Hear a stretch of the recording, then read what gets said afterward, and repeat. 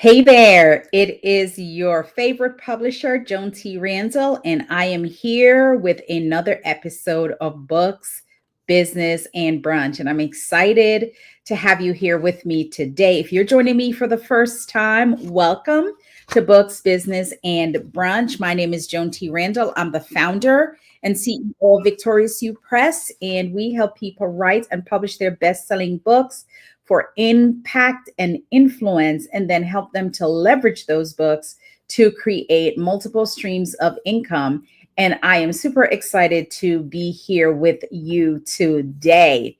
All right. So before I go any further, I'm going to just take one moment and just, let's see here. We're going to just take one moment and we will be right back. As a matter of fact, we'll just continue. So scratch that. All right. So last week or the week before, I came on and I talked to you about the changing landscape of the book publishing industry, right? And I want to continue that conversation because I did not finish that conversation last week. So here we are talking about some of the changes of the industry, right? Last week we talked about the diversity and the different voices and how the landscape of publishing really is getting more inclusive.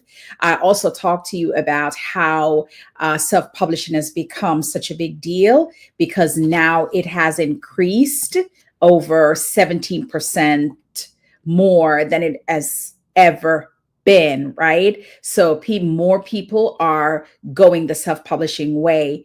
So I want to share with you what we did a few weeks ago, right? We had a cohort, a self-publishing cohort.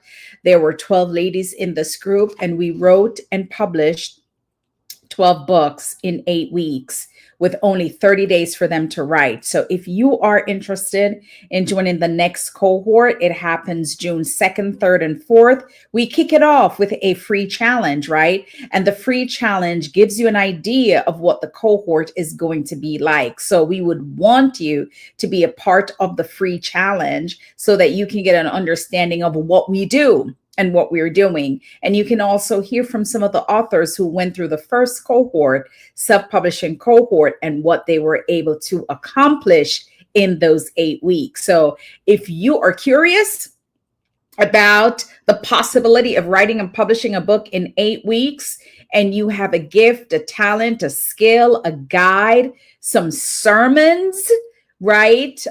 Some baking, things that you do really well that you want to leave as a legacy and want to provide for other people so that they can take what you have done and run with it, then join us for the 3-day free challenge to understand what we do. It is free to you. Just click on the link in the bio. Well, not in the bio. Click on the link below in the description, and then join us for the 3-day free challenge. Now let's get back to some of these changes, the landscape of publishing and how it's changing, right? I want to continue from where I left off last week.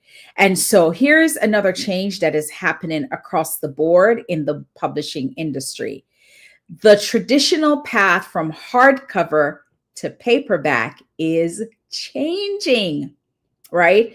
Publishers and book writers and authors are increasingly focusing on hardcovers and digital more so than paperback.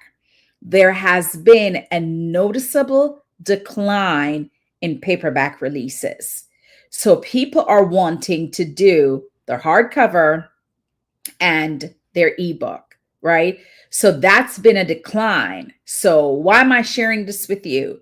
That as you're thinking about writing and publishing your book, yes, you want to have multiple formats, right? You never want to just publish one version of your book. You never just want to do ebook and then nothing else, because there's people out there that don't want to read ebooks, right? You never just want to do paperback, because there's people out there that don't have time to get the book and sit with it and highlight it and do all the things.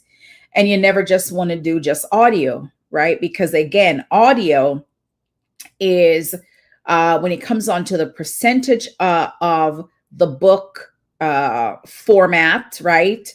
In terms of ebook, paperback, hardback, and audio.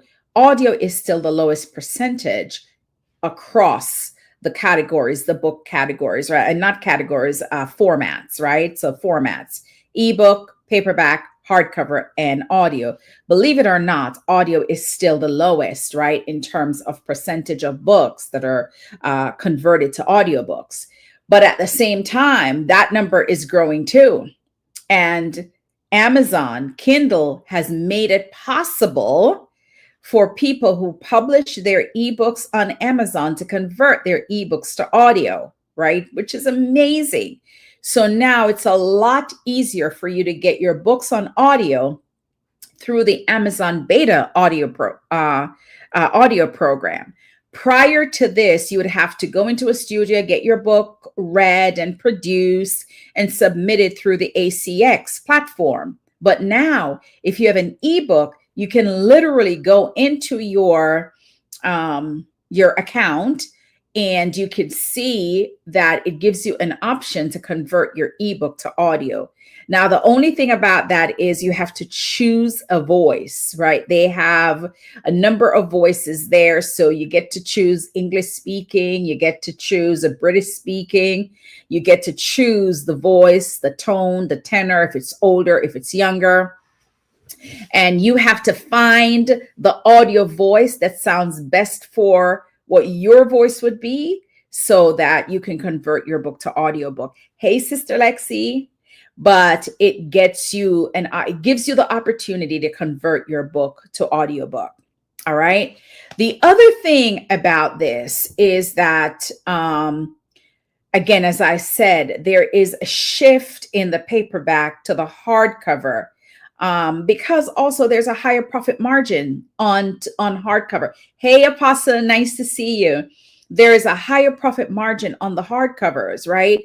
Because you have to pay more for the hardcovers. But I also feel like people believe that the hardcovers are more sturdy, that they last longer, that they don't get, look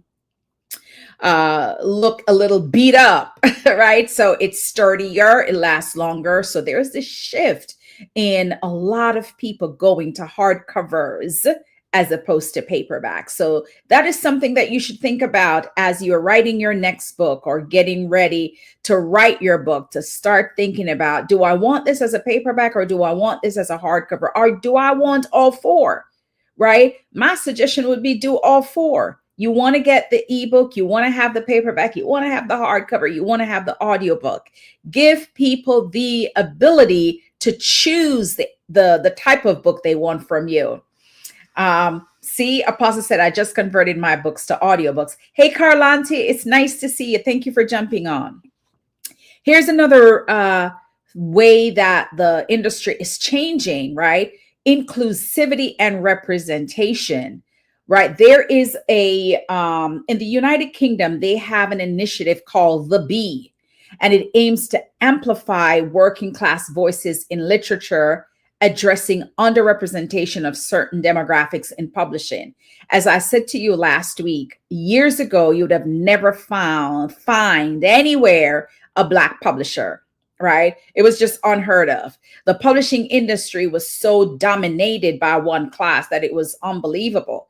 But now there is a lot more people that look like me and others in various classes that are stepping into this publishing role. And so that's why over here at Victorious U Press, we are encouraging people to have their own publishing imprint, right? Because the more diverse you get is the more opportunities to tell the stories that have not been told before. Right. And so this organization in the United Kingdom, they are really going after the underrepresentation of certain demographics in publishing. And it is really crucial for fostering a more inclusive landscape. The other thing is that there are controversies in representation. And I'm telling you all the things that's going on in the publishing world, right? So there is this new launch from this organization called Conduit Books, right? And it's a male only publishing house. All right. Now, if you think about it, right, this has sparked a lot of debates because really, if you think about it, like, maybe 10, 20 years ago, when you think about authors, you think about male, right? You think about white male that were typically, the publishing industry was dominated by white male, right? And male across the board. Like if you look at a lot of authors right now, that landscape has shifted, right? Because there's a lot of women that are dominating the writing space, the author space. But Conduit Books has established a male only publishing house. And there has been a lot of debate about this because of gender representation in literature, right? Like they were always represented, right? But, that's out there. You guys can take what you want from that, right? Yeah. Yeah. I just feel like doing something like this is a step back in representation because they already dominated it. And now they have a male exclusive only publishing house. That is why it is so important for you to take up space in this industry, right? It's so important for you to make a name for yourself in this industry. Another thing that is happening, right? A lot of these universities and colleges have scholarly publishing, and academic publishing is now embracing open access, right? And here is why. Most often with the scholarly publishing, it's people who are writing theses, right? They got to write their thesis, they're publishing it, they can publish it through their university, and it's made public for people. But now they are doing micro publications.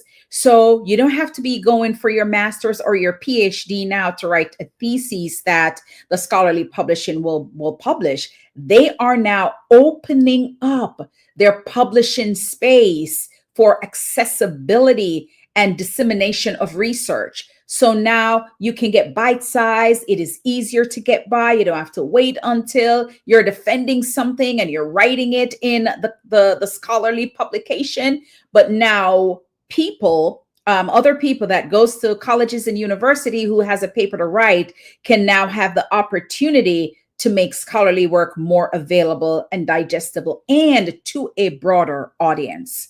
Pastor Lexi says it won't stop women. We are roots. We are the roots. You can't stop us. You cut off our head. We already under the ground. We coming back. Okay. The other changes that is happening is sustainability efforts, right? There's a lot of environmental concerns, and it's pushing publishers to adopt sustainable practices such as the greenhouse effect and hosting and efficient data managing. So you know how we keep and hoard all these manuscripts, right? There are traditional publishing houses that would take your manuscript and put it in a box, file it in a thing, right? That's kind of gone, right? Everything now is digital, right? You just have to have the right gigabyte, the right terabyte to be able to file and keep and store your things digitally. So that helps sustainability efforts, right? After all, nowadays, you're not taking a manuscript in paper and you're not putting it in an envelope and you're not sending it to a publishing house, right? Everything is done electronically, which is great. Now, last week, I talked about the power of self-publishing. And this week I touched on it some more. There's a lot of, as I said, it has increased anywhere from 17 to 20% the number of self-published authors. But like I said last week, I can open a book and know when it's self-published because sometimes we self-publish books and the quality is bad. For example, errors, mistakes in the books. The formatting is not to standard. The book covers are not to standard. The fonts you use on the book covers are not to standard. How the back of the book look is not to standard. You don't have text on the spine if it's over 100 pages. So a lot of these things, bookstores will not want to take your book. Now, if a book is under 100 pages, right, there's text can't fit on the spine. It's too small, right? So that's understandable. But remember, if you're a self-published author, the goal is for you to use your book as a lead. It's for you to use your book as for workshops, for things like that. But if you seriously want to get your books into a bookstore or want your book to measure up to a traditionally published book, you need to understand, what does the formatting look like? What are the fonts for nonfiction? What font do I need? What images do I need on my cover that represents the story my book is telling? What is supposed to be on the back of the book, right? All of those things. When I open the book, do I see a half page? Do I see a full author page? Do I see a half title page? Do I see a full title page? Do I see a copyright page, right? Do I see a table of content? How is the font? How is the text? Are the margins right? The margin, the gutter margin, the outer margin, are they right?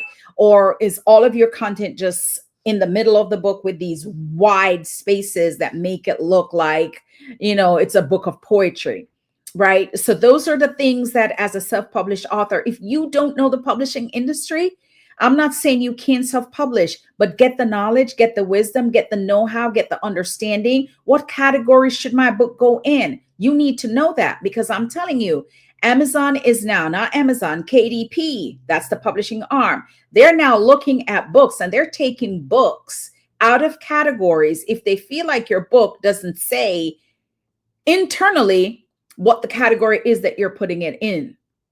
Right? So there's a lot of things. And again, we talk about AI.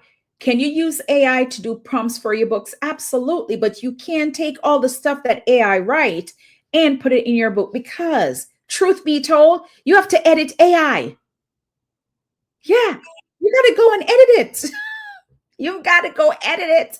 Have you ever gotten a prompt from ChatGPT or any AI platform and you read it and it's like, oh my God, right? You got to go in and you got to do some editing. Well, don't take all of the information that ChatGPT gives you and put it in a book, because it's not your book, right? The prompts are important, because what the prompts does is take away months of you trying to think about, what is the prompt that I should be putting in this book of devotional journal, right? So now that you have the prompts, do your own due diligence in writing what the things that correspond to the prompts, right? Because when you go to publish your book, whether it's Ingram Spark or BookBaby or any one of those, vanity publishing presses, once you go to upload them in Ingram Spark and KDP, it's going to ask you if this book is AI written, right? And if you say yes, it's going to take a while for your book to be approved. And Amazon, KDP, or Ingram Spark may say, we're not publishing your book. I've seen that. I've seen where KDP says, we're going to ban you. We're going to block you. We will not publish your book, right? So as much as we want you to self-publish, learn what you need to learn about the self-publishing so you can do it the right way, right? There's a saturation in self-publishing, and it's raising concerns about the quality of books that are now being put out, right? There is a quality content concern, because we have everybody self-publishing for whatever reason, and they're not doing the due diligence in terms of getting it, developmental edited. People are putting out their book online. They're self-publishing, and their book is not developmental edited, right? You can't ask a teacher to edit your book just because she teaches English. You can't ask the person who you think is a good writer to edit your book. You have to get a professional editor to edit your book. Why? Because the editing standard for nonfiction book, it is the Chicago Manual of Style. That is the standard of editing. And the Chicago Manual of Style will dictate how your book needs to sound. What do you do if you're writing a scripture, a verse from the Bible? What do you do if you're writing an entire chapter from the Bible? That's a different way of writing than if you're just quoting one scripture. It is different. But do you know the difference, right? Show versus tell. All these things are a part of the Chicago Manual of Style developmental editing. So don't just think that you can just write and, go through Grammarly and edit your book and make it a day because you don't want to pay and you want to, do all these things for free. It is not going to benefit you. And so that's the major concern now in the publishing industry, that the saturation of self-publishing has minimized the quality of the content of books. And so these publishing platforms are doing their deep dive and their due diligence in looking at your book and seeing what kind of content is in this book. And I'm telling you, KDP does not play with threatening people about pulling their books or taking off their books online. All right. They've gotten really stricter, especially with all the changes that are happening. All right. And so there's 4 things I want to say, and then I'm done. Number 1, you have to embrace AI with caution, right? As we say, if you want to get some help with the pillars or the topics of conversations that you want to be in your book, yeah, it's a great tool to help you, but be careful of taking all the content. Again, there's oversight. There's things that may not be 100% written the correct way, grammatically correct when AI prints out your prompts. The other thing is stay genre savvy, right? If you're doing a nonfiction book, do some research, right? And find out which author that you know and love that is well known as a traditional publishing author of nonfiction books. How do they write their book?